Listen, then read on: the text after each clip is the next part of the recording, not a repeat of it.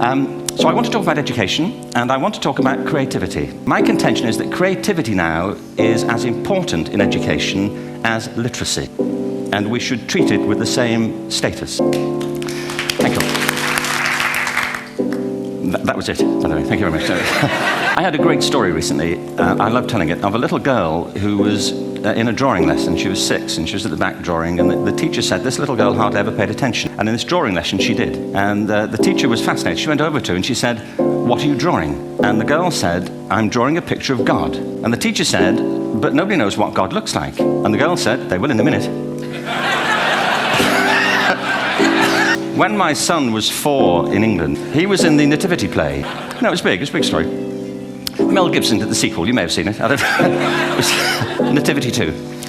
But James got the part of Joseph, which we were thrilled about. We consider this to be one of the lead parts. But do you know the bit where the 3 kings come in? They come in bearing gifts, and they bring gold, frankincense, and myrrh. This really happened. We're sitting there, and they, I think, just went out of sequence. They just switched. I think that was it. Anyway, the 3 boys came in, little 4-year-olds with tea towels on their head. They put these boxes down. The first boy said, "I bring you gold." And the second boy said, "I bring you myrrh." And the third boy said, "Frank sent this." What these things have in common, you see, is that kids will take a chance. They're not frightened of being wrong. Now, I don't mean to say that being wrong is the same thing as being creative. What we do know is, if you're not prepared to be wrong, you'll never come up with anything original. If you're not prepared to be wrong. And by the time they get to be adults, most kids have lost that capacity. They have become frightened of being wrong. And we run our companies this, by the way. We stigmatize mistakes. And we're now running national education systems where mistakes are the worst thing you can make. And the result is that we are educating people out of their creative capacities. Picasso once said this. He said that all children are born artists. The problem is to remain an artist as we grow up.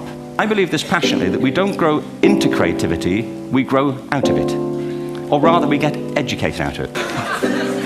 But something strikes you when you move to America and when you travel around the world. Every education system on earth has the same hierarchy of subjects. Everyone, doesn't matter where you go. You think it would be otherwise, but it isn't. At the top are mathematics and languages, then the humanities, and the bottom are the arts, everywhere on earth. And in pretty much every system too, there's a hierarchy within the arts. Art and music are normally given a higher status in schools than drama and dance.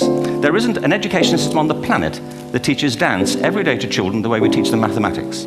Why not? I think this is rather important. I think maths is very important, but so is dance. Children dance all the time if they're allowed to. We all do. We all have bodies, don't we? You know, did I miss a meeting? I mean, I think...